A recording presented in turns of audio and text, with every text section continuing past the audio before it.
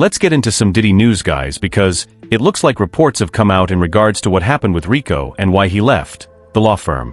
Anthony Rico, guys, has represented Osama bin Laden.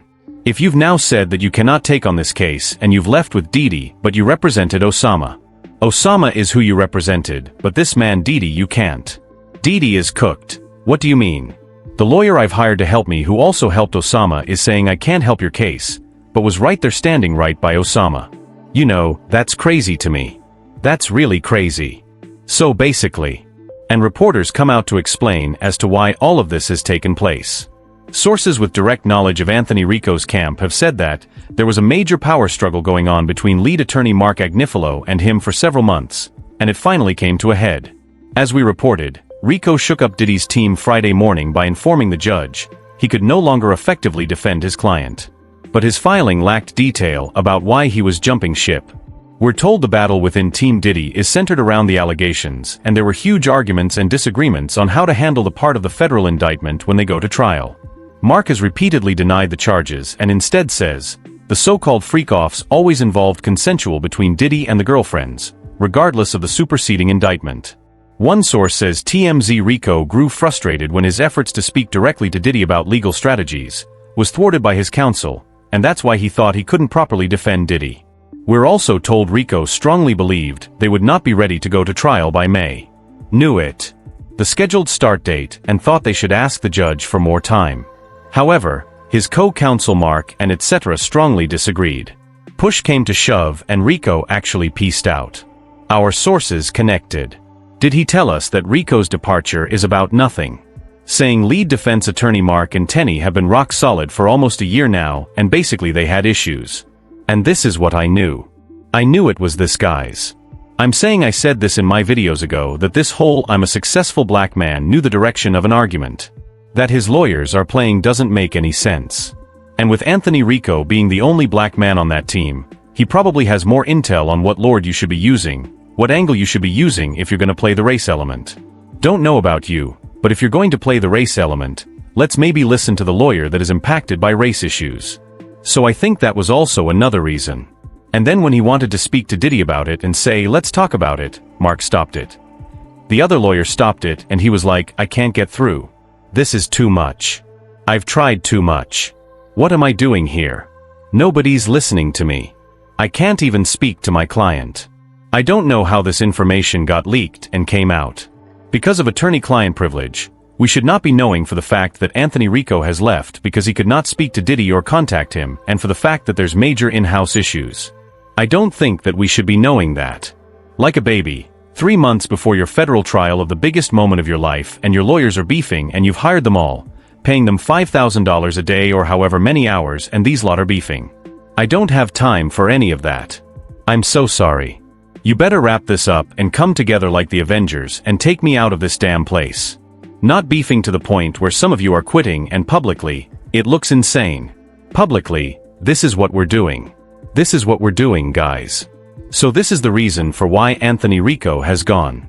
They were basically fighting major tension, awful issues, and he just had enough publicly. It looks very bad. This is what is legally also called a noisy withdrawal. And this is a very noisy withdrawal. It just doesn't look good on Diddy. And I know that he's already a difficult client as it is. So if you can't even communicate with him, that is an issue. Now, Media Takeout is saying that they spoke with 2 people who tell us that Diddy's attorneys are trying to leverage political influence to have his charges dropped. Much like what happened with Mayor Eric Adams, Trump, who has a history of criticizing federal prosecutions, recently backed off Adams' legal troubles, signaling that he believed the case against the mayor was politically driven. With this precedent in mind, Diddy's legal team reportedly approached Trump allies, hoping the former president would apply similar pressure on prosecutors handling Diddy's case. Media Takeout is hearing that Trump's team are reviewing Diddy's requests and have not decided on what steps to take. So this is Media Takeout. So, you know, take it with a pinch of salt. But at the end of the day, I can't fault the hustle. This is a good strategy. Leverage political influence that Trump is really much aware of, and so that Trump can benefit from this as well because he stays pardoning people continuously and critiquing these federal stuff, etc. What's going on? Trump is one of Diddy's best hopes, to be honest with you, but I don't know if it's in the public interest.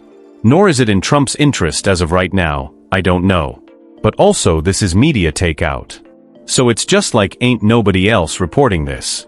Media takeouts have gotten some conversation from Diddy's legal team, but Daily Mail, TMZ, and a plethora of others, the Rolling Stone, none of them have. That's why I'm just like it's not clicking, guys. It's not clicking. Media takeout. I don't know. They just have zero credibility in my eyes. Truthfully to be told, guys, I'm just not one for media takeout. But anyways, I get into Justin Bieber because he has confronted the paparazzi. And what did I tell you about this boy? What did I tell you about leaving this boy alone? What did I tell you if you not don't leave this boy alone, if you don't leave this man alone, this grown married man with a kid, if you don't leave him alone, always everybody is just stressing him out, following him to the I don't know how people do it. I don't know how people do it because you're the best, no, I thank you I'm. The paparazzi are insane in LA, saying thank you. And of course he responds, says don't thank me because I'm not asking for you to be here, period. Okay boss, he says I'm not asking you to be here. Don't thank me. And of course he snapped. He was upset. I don't think it was erratic. I don't think it was out of control. I don't think that he was on a substance and going wiling out. They're saying that Justin Bieber snaps at the paparazzi. He does snap. But I don't think it's aggressive in the way the media is taking this to be. Honestly, they can poke and prod the paparazzi, and when you respond, it becomes an issue. It really becomes a whole situation, and your emotions are the ones that are magnified continuously, not what these dumb paparazzi people are doing. So it's a heated interaction. People don't want to leave this boy. People don't want to leave this guy alone. I know he's stressed, I don't even know why he's low-riding with shorts over joggers, but we're going to discuss that in another video because I don't understand that, but anyways let me know what thoughts are guys when it comes to this, please do subscribe.